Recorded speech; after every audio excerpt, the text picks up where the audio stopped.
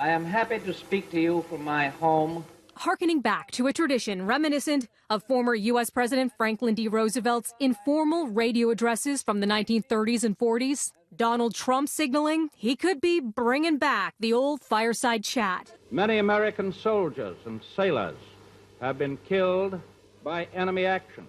Only unlike FDR's broadcasts, which the U.S. National Archives describes as designed to address the fears and concerns of the American people. Thank you very much, Mr. President. Trump's talk would be aimed at defending himself against impeachment by reading the summary of his July 25th call with Ukraine's president, in which Trump said, "I would like you to do us a favor," asking the Ukrainian leader to investigate a domestic political rival. The call is at the center of the Democrat-led impeachment inquiry. In an interview with the Washington Examiner, Trump said he would not cooperate with the impeachment proceedings and might read out loud the summary of the call, which was released by the White House, saying, "At some point, I'm going to sit down, perhaps as a fireside chat on live television, and I will read the transcript of the call." Trump has repeatedly insisted he has done nothing wrong and that his Ukraine call was perfect. The resolution is adopted without objection. The motion to reconsider is laid upon the table.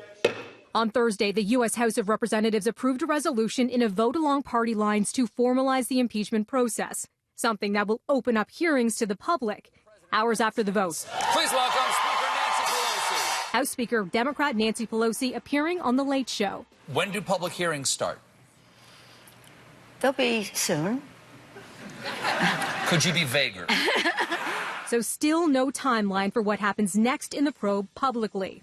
And another Trump development, first reported by the New York Times, saying that Trump had filed declaration of domicile paperwork, changing his predominant and principal home in New York to his Mar-a-Lago resort in Florida.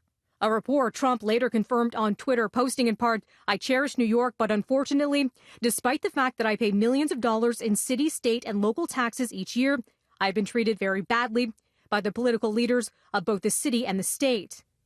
The New York Times goes on to say Florida, which does not have a state income tax or inheritance tax, has long been a place for the wealthy to escape the higher taxes of the Northeast. Some reaction from New York officials like the city's mayor, Bill de Blasio, saying, "Don't let the door hit you on the way out," or whatever. And he adds this: "Our deepest condolences to the good people of Florida as Trump attempts to outrun his past and near future." The mayor's wife also weighing in, tweeting, "Boy, bye." Now, these people already not big fans of Donald Trump, and that includes New York's governor. We'll leave it with him, who says, "Good riddance. It's not like Donald Trump pays taxes here anyway. He's all yours, Florida."